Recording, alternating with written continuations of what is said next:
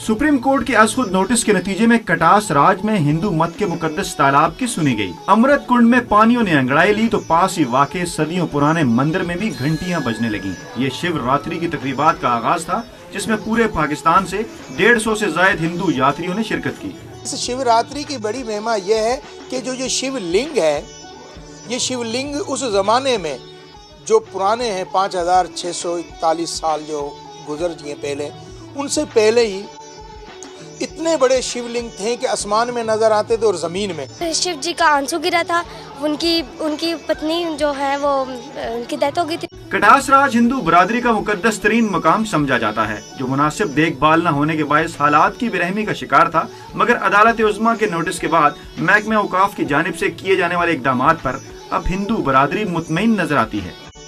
बहुत पुरसुकून जगह, बहुत खूबसूरत जगह ये, और यहाँ पे आके बहुत अच्छा लगता है हमें।